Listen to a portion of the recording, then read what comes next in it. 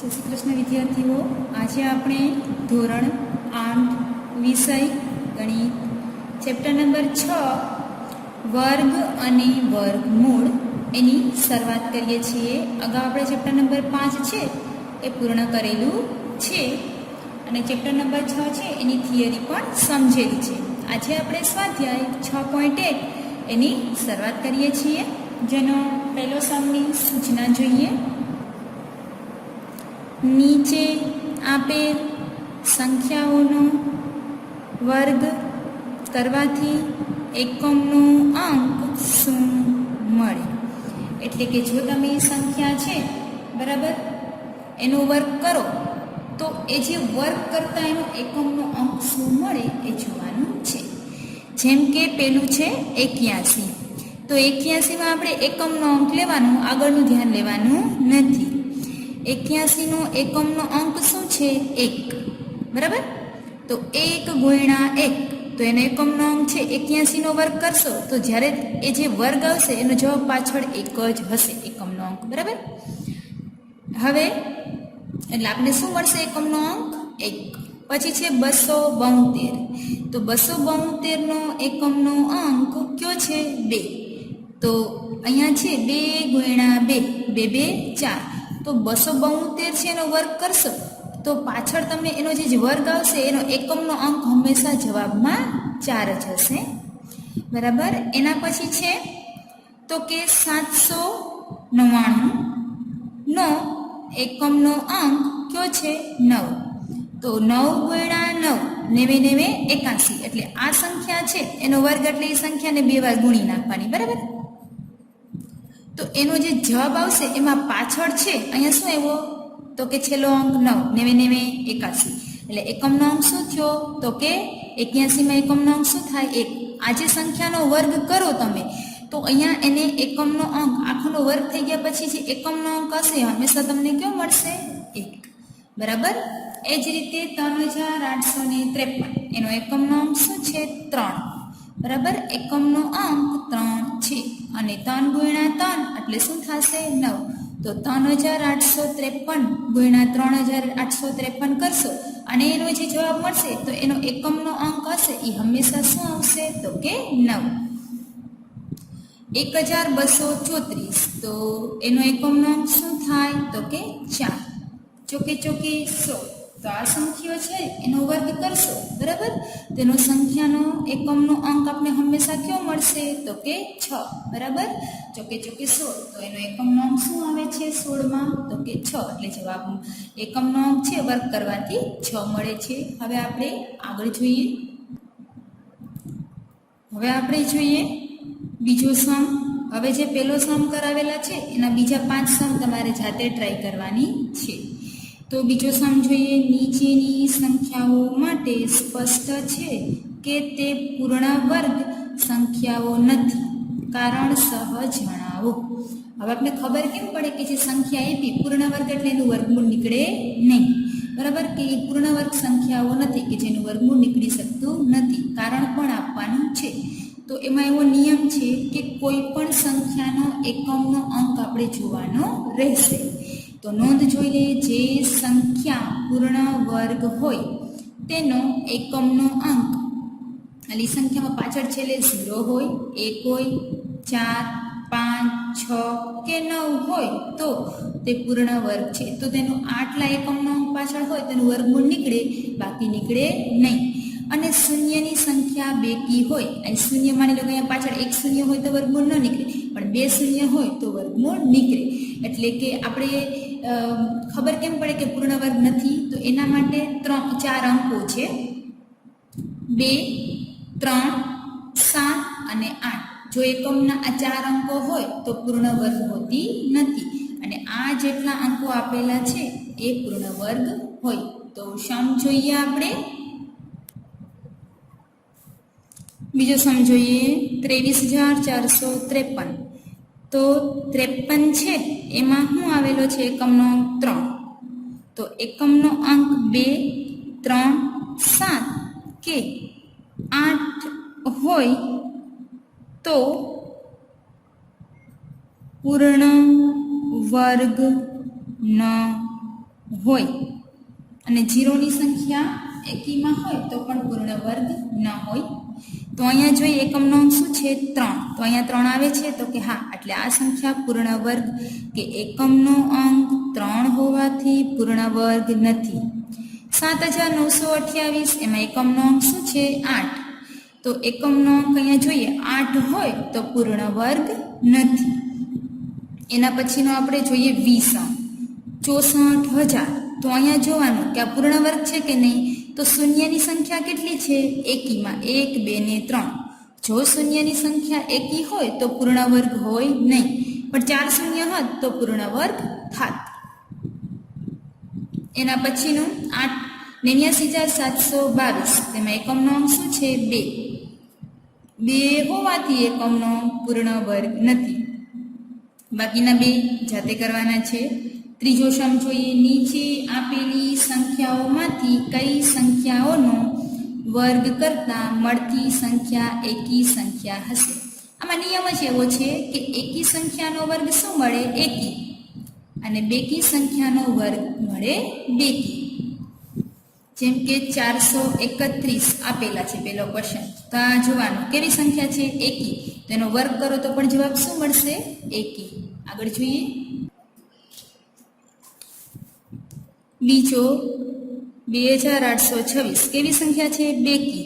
બેકી હોય તો વર્ગ પણ શું મળશે બેકી સંખ્યા. 7779 એટલે કેવી સંખ્યા છે એકી સંખ્યા, તો વર્ગ પણ કેવો મળશે એકી. 82004 તો કેવી સંખ્યા છે બેકી, તો વર્ગ પણ મળશે બેકી. બરાબર. હવે આપણે ચોથો સમ છે એમાં પેટર્ન ખૂટે છે એ જણાવવાની છે. નીચેની પેટર્નમાંથી ખૂટતી સંખ્યાઓ જણાવો. તો તમને આ બ્લેક જે મેં લખેલું છે એ બધા તો કે તમને શું આપેલા છે ક્વેશ્ચન. આ 2 છે બ્લુ પેનથી એ તો કે જવાબ છે. કઈ રીતે, તો પેટર્ન જોતું જવાનું. આમાં ઓબ્ઝર્વેશનનું કામ છે. 11 નો વર્ગ 121. 101 નો વર્ગ કેટલો થશે, તો કે 10201. બરાબર. તો હવે જોવાનું કે અહીંયા છે ખાલી 11 હતા, 1 0 ઉમેરો તો બેમાં છે 121 છે, એની વચ્ચે શું આવી ગયો 1 0.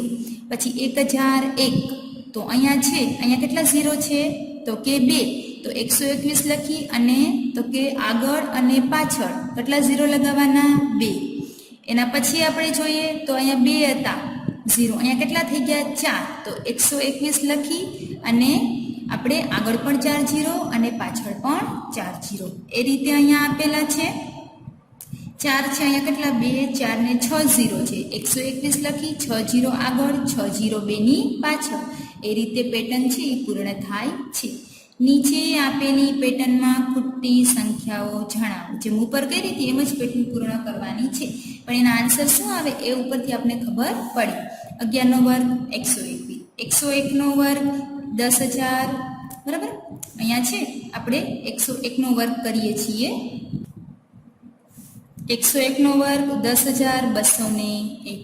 પછી એવી રીતે આગળ વધીએ આપણે 10101. તો અહીંયા જોવાનું છે આપણે પહેલા 121 આવ્યા હતા, પછી 121 ની વચ્ચે કેટલા 0 આવ્યા 1 1. હવે તો કે અહીંયા જે આપણે જેમ છે કેટલા, તો કે અહીંયા 100 ને કેટલા હતા 101, તો 0 1 વધ્યા તો કઈ રીતે વર્ગ થશે, તો અહીંયા જોતું જવાનું કે આજે ઉપરની સંખ્યા એમને જ લખવાની છે. બરાબર. અહીંયા જોવાના છે કેટલા છે 10, પછી છે 20. તો પછી આપણે અહીંયા જોવાના છે કે 2 આગળ કેટલા, અહીંયા 1 0 હતો તો 2 ની વચ્ચે કેટલા 0 ઉમેરાણા 1 1. અહીંયા 2 0 છે તો કે 2 છે એમાં કેટલા 0 આવશે 2 ના ડબલ 4. એટલે કઈ રીતે આવશે 10 20 30 20 અને 1. આ લગીન તમને તો કે ક્વેશ્ચન આપેલો છે. હવે જોઈએ કે પહેલા તો કે 2 પછી 3. બરાબર. જે છે એમાં 1 1 1 ઉમેરતો. હવે પછીની સંખ્યામાં કેટલા ઉમેરાશે 4, પછીમાં કેટલા ઉમેરાશે 5. તો આપણે ખ્યાલ આવી જશે. તો અહીંયા આપેલા છે આપને. બરાબર. અહીંયા કેટલા 0 આવે છે 3 0 અને 4 1. તો અહીંયા આપણે ઉપરની પેટર્ન મેન્ટેન કરવાની, 30 સુધી લખવાની. પછી કેટલા ઉમેરવાના 3, પછી કેટલા ઉમેરીશું આપણે 30 લેખા પછી. બરાબર. તો કે 4. ફરી પાછા એ રકમ કેવી લખી નાખશું ઉલટી. કઈ રીતે 10 20 30. હવે 3 તો અહીંયા વચ્ચે શું આવ્યા 4. પછી ફરી પાછા અહીંયા 0 છે તો 0, 3 છે તો 3, 0 છે તો 0, 2 છે તો 2, 0 છે તો 0 અને 1 છે તો 1 એ મુજબ આવશે. હવે અહીંયા પણ એ રીતે છે આપણે 1 2 3 4 0 તો અહીંયા જોવાનું કે વચ્ચે કેટલા આવ્યા હતા 4 તો અહીંયા વચ્ચે કેટલા આવશે 5. તો હવે અહીંયા એવું છે કે તમને અહીંયા છે બરાબર અહીંયા જવાબ લખવાનો છે. હવે તમે જોઈ શકો 10 20 30 40 પછી કેટલા મૂકવાના 5 પછી કેવું લખવાનું ઉલટું 0 4 0 3 0 2 0 અને છેલ્લે આવશે 1. આ મુજબ પેટર્ન પૂર્ણ થાય છે. છઠ્ઠો સમ નીચેની રીત મુજબ ખૂટતી સંખ્યાઓ શોધો. તો આના માટે આપણે 2 છે એ 3 પેટર્ન આપેલી છે એ જોઈએ. કઈ રીતે 1 નો વર્ગ પ્લસ 2 નો વર્ગ પ્લસ 2 નો વર્ગ બરાબર 3 નો વર્ગ. તો આપણે કેમ ખબર પડે કે આ કઈ રીતે આવ્યું હશે? તો કે અહીંયા છે પ્લસ પણ સમજવાનો ગુણાકાર. કઈ રીતે? તો કે અહીંયા જોઈએ કે કેટલા થશે 2 એકુ 2 2 નો વર્ગ પછી કેનો વર્ગ આવી જાય 3 નો. હવે અહીંયા જોવાનું 2 3 6 6 નો વર્ગ 6 પછી શું આવ્યા 7 નો વર્ગ. તો 3 4 12 12 નો વર્ગ 12 નો પછી 1 ઉમેરવાના કેટલા આવે 13 નો વર્ગ. એના પછી છે 4 નો વર્ગ 5 નો વર્ગ. તો આપણે અહીં ખબર છે અહીંયા બેનું શું કર્યું હતું ગુણાકાર. તો અહીંયા પણ શું આવશે ગુણાકાર. 4 5 20 નો વર્ગ 20 પછી કેનો વર્ગ આવે 1 ઉમેરતા 21 નો વર્ગ. પછી 5 નો વર્ગ ખાલી જગ્યા અને એ પાછ 30. તો આપણે ખબર છે અહીંયા 30 હોય તો 5 ને કેટલા વડે ગુણવા પડે 6 5 6 30 30 પછી કેટલા આવશે તો કે 31. હવે અહીંયા આપણે 6 નો વર્ગ ને 7 નો વર્ગ તો 6 ને 7 નો વર્ગ કરો તો 42 નો વર્ગ 42 પછી 1 ઉમેરતા શું થાય 43 નો વર્ગ. એના પછી આપણે 7મો સમ જોઈએ. સરવાળાની ક્રિયા વિના સરવાળો કરો. એટલે હાથેથી ગણીને સરવાળા કરવાના નથી. જો એકી સંખ્યા હોય તો સરળતાથી સરવાળો થઈ શકે. કઈ રીતે? તો કે 1 + 3 + 5 + 7 + 9. તો એ સંખ્યા ગણવાની કેટલી છે 1 2 3 4 5. તો 5નો શું કરી નાખવાનો વર્ગ 5 નો વર્ગ એટલે શું થાય 25. તેનો સરવાળો એમને કરો તો પણ કેટલા થઈ જશે 25. એ રીતે બીજો સમ. તો અહીં સંખ્યા આપણે ગણવાની કેટલી છે 1 2 3 4 5 6 7 8 9 10. તો 10 નો વર્ગ કેટલો થાય 100. તો આ બધી જ સંખ્યાનો સરવાળો કરો તો જવાબ તમને કેટલો મળશે તો કે 100. ત્રીજો સમ જાતે કરવાનો. એના પછી 8મો જોઈએ. 49 ને 7 એકી સંખ્યાઓના સરવાળા તરીકે દર્શાવો. એટલે એકી સંખ્યા સરવાળો લેવાનો. ઉપર પણ કેવો હતો સરવાળો એકી. જેમ ઉપર છે એ મુજબ જવાબ લખવાનો છે બરાબર. તો 7 અહીંયા છે 49 ને શું કીધું તો કે 7 નો. તો અહીંયા જોઈએ 49 છે એનું વર્ગમૂળ કેટલું કરે 7. 7 નો વર્ગ ફરી પાછો 49. તો પહેલી કેટલી સંખ્યાઓ ક્રમિક લેવાની થાય 7. તમે એકી ક્રમિક 7 સંખ્યા લ્યો તો સરવાળો 49 જ થાય. કઈ રીતે સરવાળો 49 ખબર છે? તો 1 + 3 + 5 + 7 + 9 + 11 + 13.